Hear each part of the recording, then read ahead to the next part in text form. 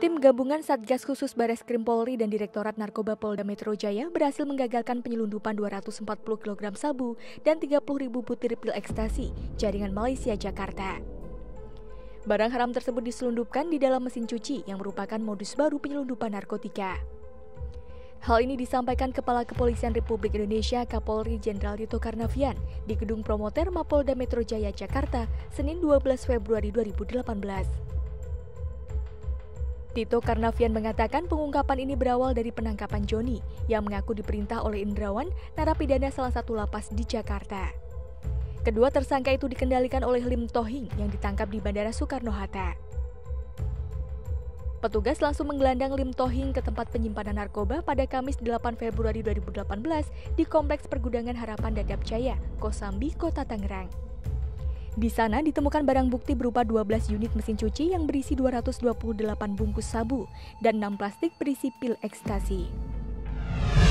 Berikut barang bukti berupa 12 mesin cuci yang digunakan untuk menyimpan 228 bungkus plastik berisi sabu dan 6 bungkus plastik berisi ekstasi.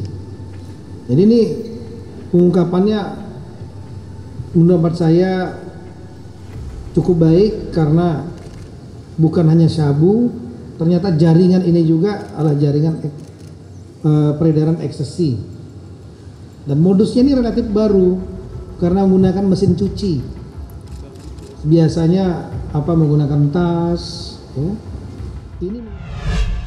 Pihak kepolisian menetapkan 4 tersangka yaitu Lim Tohing alias Online alias Mono, seorang warga negara Malaysia yang ditembak mati di tempat karena melakukan perlawanan saat penggerebekan. Lalu Joni alias Marvin, Andi alias Aket bin Liu Kim Leong, dan Indrawan alias Alun yang berada di lapas. Tito menjelaskan jaringan ini telah menyelundupkan narkoba sebanyak 6 kali. Tito juga menambahkan dengan pengungkapan kasus ini, Indonesia telah menjadi market point atau daerah tujuan peredaran narkoba yang membahayakan generasi muda.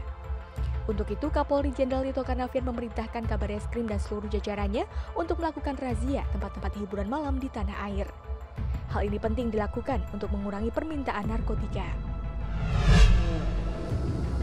Hiburan yang menyiapkan atau terlibat dalam peredaran narkoba, selain melakukan penegakan hukum, tentu kita minta agar pemerintah daerah mencabut izinnya.